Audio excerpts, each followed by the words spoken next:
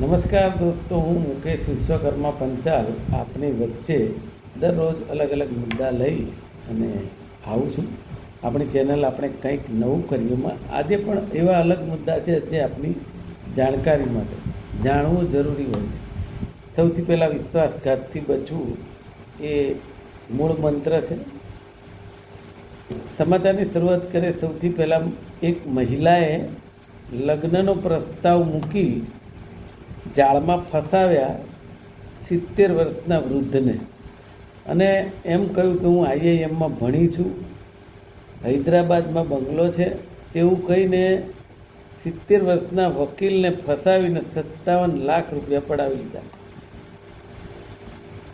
એટલે મૂળ બચવાની જરૂર છે ધોકાધડીથી. બીજી વાત છે સિંધુ ભવન રોડ પરના કોમોબાય કાફે ગાર્લિક બ્રેડમાંથી મરેલી માખી નીકળી અને એને 50,000 રૂપિયાનો દંડ કરી છોડ દેવાના. તમે તાર મરેલી માખીઓ વેચી રાખો. અરે ભાઈ, 50,000નો દંડ કરીને એને 2 મહિના બંધ રાખી હોય તો ખબર પડે કે મારો ધંધો બંધ થાય તો શું થાય ને કોઈને આવું ખવડાવવાથી શું થાય. પણ આમાં તો અધિકારીઓ પોતાનું કામ જ કરવાના, એ બીજું નહીં કરે. ત્રીજી વાત છે, હવે હોસ્પિટલો પણ સેફ નથી. હોસ્પિટલ જે હોય છે ને એ પણ સેફ નથી. કઈ રીતે કે સરકારી હોસ્પિટલો જે છે એમાં એક કિસ્સો બહાર આવે છે કે એક્સરે રૂમની અંદર જે મહિલાઓ જે છે એ મહિલાઓના વિડીયો બનાવી અને એ બહાર લઈ જતો એવો એક માણસ પકડાયો છે, ડીન ઓફિસનો ડ્રાઈવર. એટલે ખૂબ ધ્યાન રાખવાની જરૂર છે કે આવી રીતે બ્લેકમેલિંગ આપણું થઈ શકે. લોધિકામાં કંપનીના નામે નકલી જંતુનાશક દવા બનાવવાનું કૌભાંડ બહાર આવ્યું છે. પણ મને એમ થાય છે કે દિન પ્રતિદિન આ કૌભાંડ પકડાય છે, સારી વાત છે. પણ આ કેટલા સમયથી ચાલતા હશે અને કોના આશીર્વાદથી ચાલતા હશે? નહીં તો ગુનો કરવાની લોકોને હિંમત થાય ખરી, પણ લોકો કરે જ રાખે છે. બહુ અગત્યની વાત એ છે. હાઈકોર્ટે કહ્યું છે કે રજિસ્ટ્રાર પાસે સુધારાની સત્તા છે. ખોટા હુકમો કરીને લોકોને હેરાન ના કરો, જન્મ મરણના દાખલામાં સુધારો કરી આપો. હાઈકોર્ટ તો કેટલી વાર કહે છે, કરવું હોય તો ને અધિકારી. ATSને ખૂબ ખૂબ અભિનંદન. માત્ર 4 ગ્રામ ડ્રગ્સની કડીમાંથી 12 કરોડનું MD ડ્રગ્સ મટીરિયલ પકડાયું, એ પણ અમદાવાદના દાણી લીમડામાં. ખૂબ સારી વાત છે, પણ એના મૂળ સુધી પહોંચવું જરૂરી છે, કારણ કે એની ફેક્ટરી UPમાં છે એવું કહેવાય છે.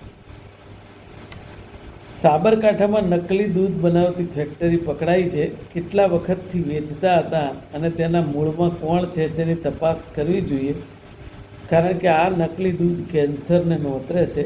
પણ એ હવે સરકારને મારા કરતાં વધારે ખબર હોય, પણ પગલાં ક્યારે લેશે આ એક સવાલ છે. બીજી વાત છે કે જીવનની અંદર સાયબર ટેરર એટેક નાથવામાં ગૃહ વિભાગ ઊણું ઉતર્યું છે એવું કહેવાય છે. મારું એવું કહેવું છે કે ઠીક છે, ઊણું ઉતર્યું ના બધી સાચી વાત છે, પણ ખરેખર આ જવાબદારી પ્રજા જે ટેક્સના પૈસા આપે છે એને સારી સુખાકારી અને સેફ જિંદગી આપી શકવાની સરકારની જવાબદારી હોય છે. જ્યારે ટેક્સ આટલો મોટો આપવો, ખબર નહીં કેમ ક્યારેય એ શક્ય થતું નથી. બીજી વાત છે,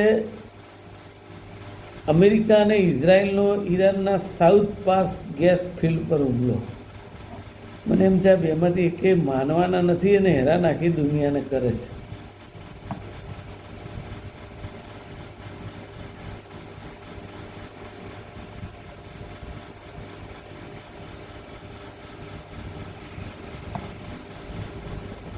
₹147 કરોડની ઠગાઈના કેસમાં સુરતના ગજેરા બંધુઓની ક્વોશિંગ પિટિશન હાઈકોર્ટે ફગાવી દીધી. કહેવાનો મતલબ એમ છે, જ્યારે કાયદો કડક થાય ને તો કોઈ પણ કાયદો તોડવા ઉપર મજબૂર ના થાય. પણ આપણે જોઈએ છે કે અમદાવાદ હોય કે બીજા કોઈ પણ શહેર, રેતીના ડમ્પરો કે બીજી કોઈ પણ વસ્તુ લઈ જવાના ડમ્પરો, લક્ઝરી બસો, આ વસ્તુ શહેરોમાં અમુક ટાઈમ પહેલાં પ્રવેશ નથી. બે ફાર્મ ફરતા હોય છે, એક્સિડન્ટો કરે છે, પણ કોઈ પોલીસ ધ્યાન આપતી નથી. ખબર નહીં, એ પોલીસને મેં એક પૂછ્યું હતું તો કે ઉપરથી ફોન આવે જવા દો, એટલે અમે શું કરીએ, એટલે અમે પકડતા જ નથી. એટલે આ જે નિષ્ક્રિયતા થઈ જાય ને એ પણ એક્સિડન્ટ નોંધે. આજે બસ આટલું જ. આવતીકાલે ફરી મળીશું. આપનો ખૂબ ખૂબ આભાર.